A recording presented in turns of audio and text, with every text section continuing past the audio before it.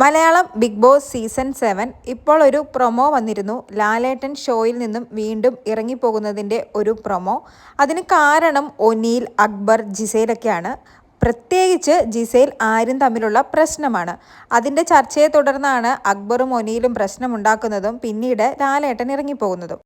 സത്യം പറഞ്ഞാൽ ലാലേട്ടൻ ആ ഒരു പ്രൊമോയിൽ പറയുന്നുണ്ട്, ഇത് ഗെയിമാണ്, ഡേർട്ടി ഗെയിം അല്ല എന്ന്. ഇനി ഇതാണോ പെട്ടെന്നുള്ള ജിസേലിൻ്റെ എവിക്ഷന് കാരണമെന്നാണ് ഒരു സംശയം.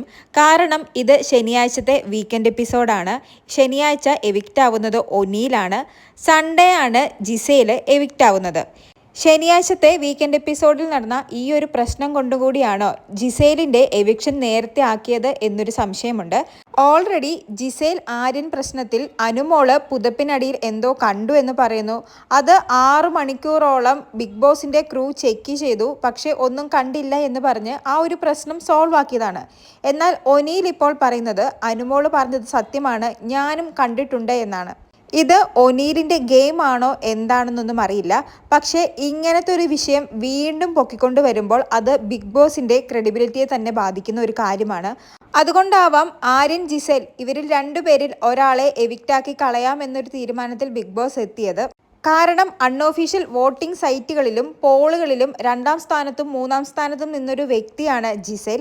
അതുപോലെ തന്നെ ഡേഞ്ചർ സോണിൽ നിന്ന 3 വ്യക്തികളാണ് നെവീൻ, ഒനീൽ, സാബുമാൻ. ഇതൊന്നും കൂടാതെ ഓൾറെഡി ഈ വീക്ക് സിംഗിൾ എവിക്ഷൻ ആയിരിക്കുമെന്ന് നേരത്തെ പറഞ്ഞതാണ്. പെട്ടെന്ന് അതൊരു ഡബിൾ എവിക്ഷനും ആക്കിയിട്ടുണ്ട്.